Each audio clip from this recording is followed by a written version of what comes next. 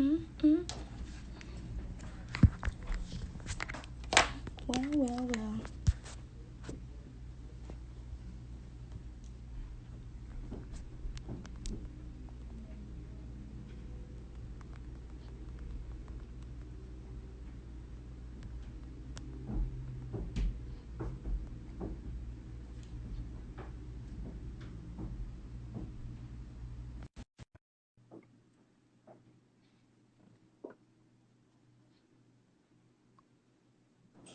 We're back. We back. All right, just don't forget at the end, before you end this, at the top left corner, to just save it. Okay, got it. Perfect. All right. Yeah, hopefully this works. We're tuned in here. It's gonna And you work. say, wait, at the end, click what? End? So once the live is done, in the top left, before you hit share, it'll say to save it. It's like a arrow Okay. hitting down, so just save it. Okay. Hopefully Perfect. this works. I'm gonna skip describing my business again, and just move on to Crown Talk Collective. Okay. And I was saying it was like an online resource for women of color and those who support women of color in business and our business endeavors. It's anything spiritual related, mental, emotional, and I plan to post more events as soon as we're out of lockdown. Mm-hmm. Oh, I hear echo. I plan to host more events as soon as we're out of here. So the situation, because a lot of what I do requires people to show up to physical space. So hopefully we can get back to that. But other than that, those are the two things I do. I do Musa and Crown Talk Collective, and in a way they kind of overlap and join forces all the time anyway. So And both yeah. are fantastic. I've been to one of your events. It was awesome, highlighting so many people and also giving your background. She also had some activities to do, a discussion. It was amazing. It was amazing. The next event I want to do will be more spiritual related, but it's going to be around spiritual business, in the sense that I want to have a room full of different type of spiritual workers, light workers, but also businesses that support that type of thing. So whether you make candles or do art, things like that, I want those type of vendors there. So that will be my next idea as soon as I was supposed to do it in May, but it's not going to happen. So okay. So tell me how you got into this. So, most people, I mean, even my journey, right? It's like you go to high school, you go to college, you get a career, now you're in corporate, and then a lot of people are like, okay, now I want the side hustle. Now I want to own something or do something. So, like, what was your journey and how did you get to where you are today? Because whenever I think of like any type of creative endeavor, I'm like, most people are like, oh my God, how are you going to make money? How is it secure? How is it going to be bi-weekly? Like, what was that process for you? Well, I always knew I wanted to do something creative and expressive in one way or the other in high school. And I'll skip a lot of huge details of like career paths I initially wanted and just kind of go into how I stumbled upon making this choice. Well, in high school, I actually wanted to decide to go to school. Like, I think I picked up some extra classes to see if I wanted to get into graphic design because I'd always been creative, and I just realized in high school that I could draw. Like I like actually draw, and I didn't actually like I used to doodle and make stuff, but like when I actually would try to draw stuff, I was like, oh, I can actually draw. Wow, this is amazing. So I did that, and then I took up more graphic design classes, and I just started to learn and realize that I kind of chose graphic design because I knew people would always have eyes and I would always be in work. So I would never be lacking work if I decided to go down this path. And I actually liked it a lot. And there were so many different varieties of ways to do it, whether that was advertising, marketing, or working with others' businesses. And I graduated early from high school. I didn't even walk in high school. I just went straight to college. Like I graduated, I was done in December. I started college in February. So I just like went right into college, art school, and then I moved to Columbia, and then I started to freelance a lot. And while I was working, because it's kind of just a normal thing to do. If you went to Columbia in Chicago, then you know that chances are you're not just going to class with someone who's just going to class and going home. They're doing a lot of million other things, and that kind of energy was around all the time. And you met a lot of people. I did stuff at the school, so I just was in graphic design fully, and graduated. Was looking for a job for about 6 months after I graduated, and then things were hitting. What year was this around? So that was 2013. In May 2013, I was like looking for a job right away. and applying and looking and freelancing and all that stuff. And it wasn't hitting around like October. I was like, fuck it, I'm going to grad school. So I applied for a program, and then I actually got accepted to a job downtown in corporate a month later, in November 20 so that was November 2013. Mm-hmm. And I'm doing that, going to school there, or going to school, not going to school yet because I was about to start going to school again, but I was working down there. And then I got accepted into grad school, and I just got a full-time big girl job and accepted into grad school. I was like, I did not sign up for all this. But I started to make some choices and lay out. I worked with a good company that was kind of really flexible on my schedule and school, because I was doing e-learning, but was still a lot of work, you know. Mm-hmm. And ultimately, I decided to quit. So you quit that job? Yes. And I quit because I started to work with a supplement company that was coming up, and it was a great idea, great product, all that stuff I really believed in. And so I quit that job to finish grad school, because the company I started to work with was also my kind of my final project as well too, as part of my grad school program. So I decided I quit, and that destroyed the hearts of my parents. But I don't know, I just kind of felt like I was miserable. Like I felt like a design bitch at that job. The mm-hmm. job was so nice, everyone was so nice and great, but I was like the only person of color, and I was like separated from marketing, and it just wasn't fun. And I wanted to work with who I wanted to work with, how I wanted to work, when I wanted to work. Fast forward, startup company, worked for an agency, moved around 2 states, and got laid off from the last state I was living in as a project manager / creative director. And I had actually planned on quitting, but I got laid off first, like a couple months before my plan, because you never really have a plan. You have ideas, really, and mm-hmm. how things go is how things go. And I got laid off and decided, I was like, okay, well, either I can go look for another job again, or these 2 months that I had planned to save up some more money are just out the window. And it was the latter. Those plans were just out the window. Now I'm in business for myself. And that was in February 2017. And then by August 2017, I had established the business legally and all that stuff, you know, really put it into business. And honestly, here I am today, making, as far as design and branding is concerned, here I am today, working for myself. So I have a question. I wanted to go back to when you left your job and you quit. So like, what within you, or how did you get that confidence to leave and to kind of pretty much like, you know, depending on the universe or if you believe in God, like step out on faith and say, you know what, this is not for me. Like, it's comfortable. Like you said, the people are nice. It's okay. But like, I know that there's better for me. Like, what was that for you? Did you have support around you, or like? Yeah. And I mentioned it then, but it did. And then I was trying, like, I need to find an event space. Like, how do people find event spaces? So I Googled how to find an event space. Okay. And I saw these sites like Splacer and what's the other one? I can't think of it. But anyway, event spaces where people host their events, put their stuff on there for people to come by time and all that good stuff. So that's really how I started the event space finding. And as time goes on now, I have different relationships with people. So I know people who have event spaces now or are building out event spaces. So it's more so these people already exist in my life now because of me just putting myself out there by using a third-party platform to find venues and things like that. So now people are offering their venues to me. Obviously, I have to pay, not anything like that, but.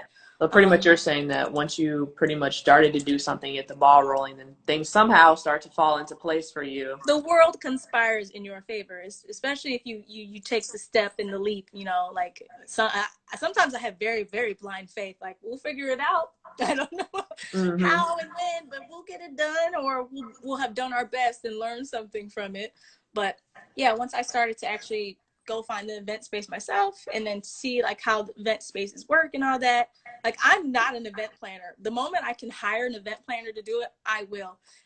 And I'll focus on all the other things, but I know I need to learn how it's done. And I need to, I need to learn how it's done, and it's costly to hire event planners and all that stuff too. So why not learn the skill now, so that when it is time to employ people and have people, I'll actually know what goes into it. I can understand their job better, and I'm not freaking out on them. So yeah, I mean, I don't know. That's how I find event spaces now. Like, I know people who have space. So.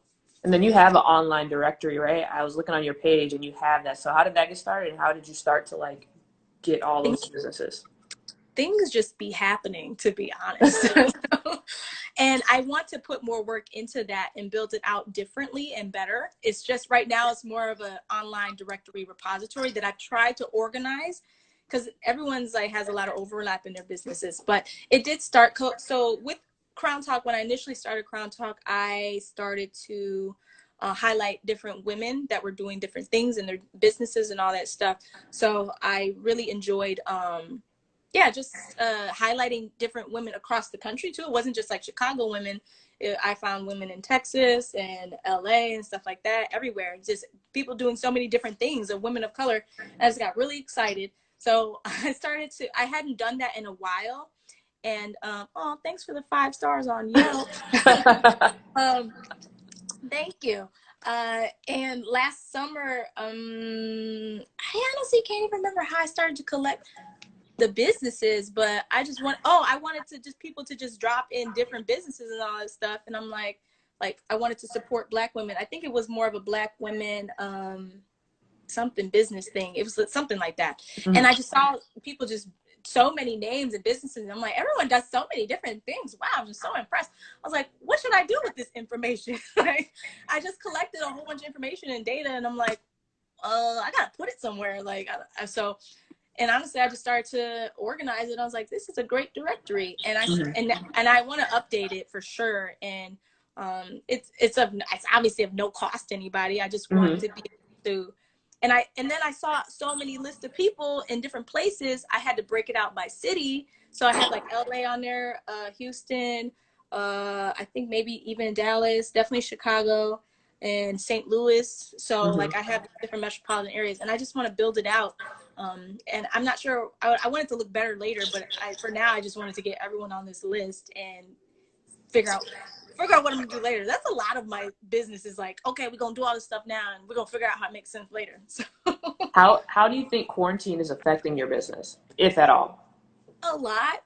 People are not as motivated to buy and purchase and spend money, especially, oddly enough, on their own business, because they don't know. Because a lot of people I work with, they're affected. Like they can't go to work. I have only a couple clients who are still working, and I'm like, and they are still somehow paying me. And I was like, wow, like, because a lot of my people, my referrals and stuff like that are very quiet, or inquiries are as quiet or not as strong as before.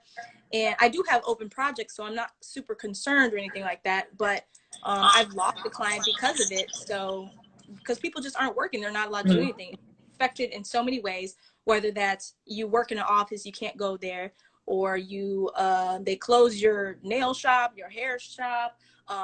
I had a lot of clients who do events, so they're not hosting events, they're not doing anything. So it's really affected me a lot. And it's obviously because either people can't pay, and that's okay, and they're not sure when they're going to be able to go back to work. I perfectly understand that.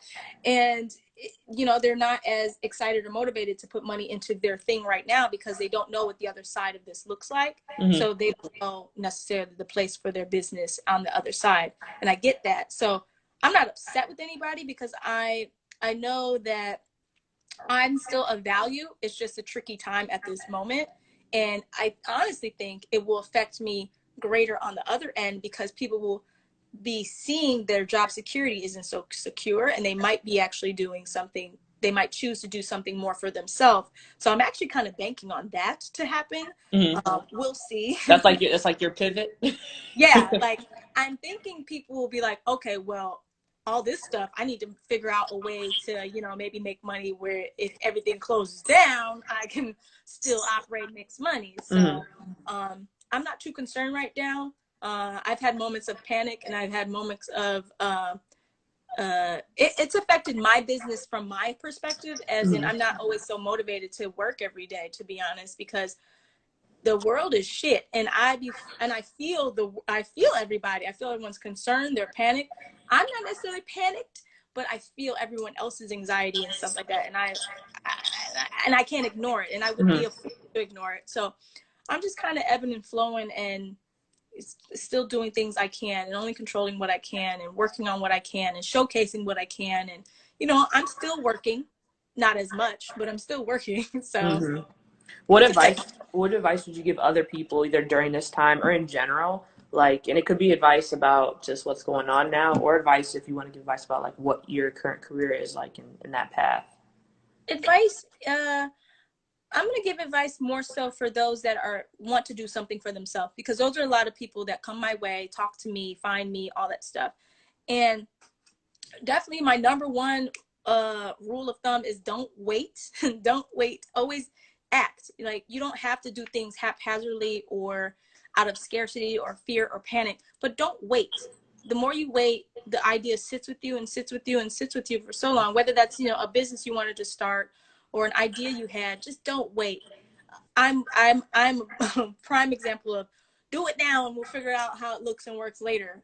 It's not the best method ever, but it's one that does work because it challenges me to step up to the plate. Because for example, that Black Women's Network, the list of businesses, I had collected all this stuff. I'm like, okay, now what should I do with it? Like, you just have to kind of keep going and listen to those nudges that happen to you all the time. But yeah, for sure, don't wait, because next thing you know, it's an idea. Do you want, like, I wish I could have done that, or I'm glad I did it? Like, I'm one of those, I'm glad I did it. That's my number one advice. Don't wait. So don't wait. And then where do you see yourself? Like, what's a big goal that you have for yourself upcoming? I actually just got done writing that stuff down before this call, with my boyfriend. One of the things that I want to do, as far as definitely with Crown Talk, I want to host another event again. Kind of messed up my plans. I'm a little upset about it, but for me, that just means something else. I'm supposed to be doing something else in this time period in preparation for that event, or maybe nothing at all.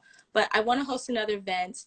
I want to actually do more discussions and dialogues like this about creative entrepreneurship specifically. This is my life, creative entrepreneurship and curating people to come to the same space and purchase. So my goal for this year specifically is to host another event, have it be really, really good, and do a follow-up one as soon as I can, because I want to do more events.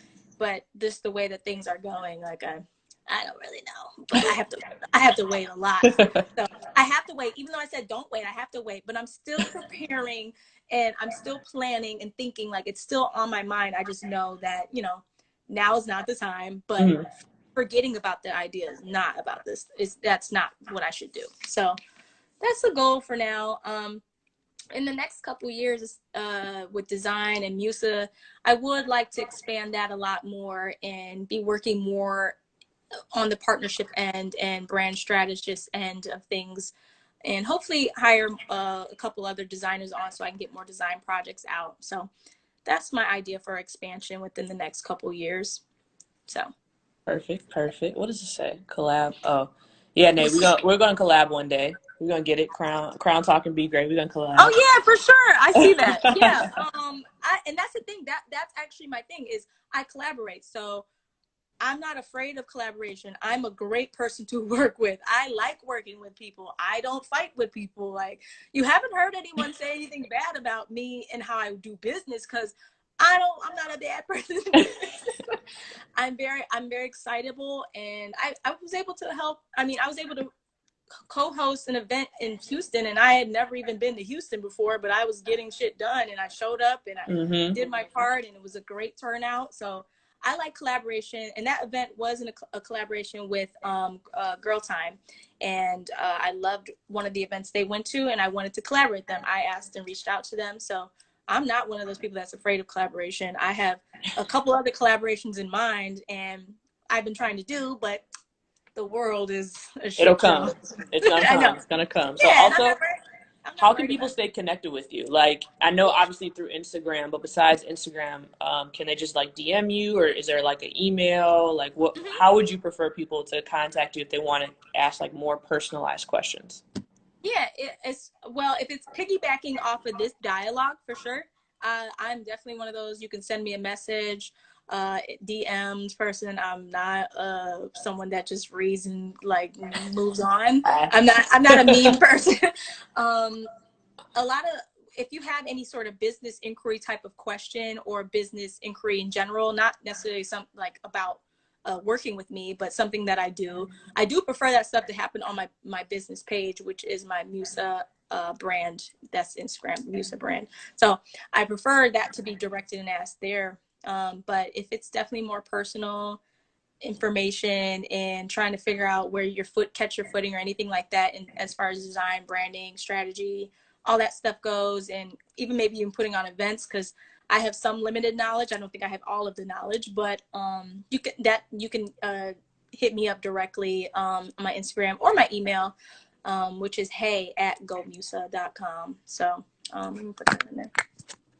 So personal stuff, she's gonna put it in there in the comments. Personally, any business inquiries go to Musa Brand. What's that? Yeah. At MUSABRAND.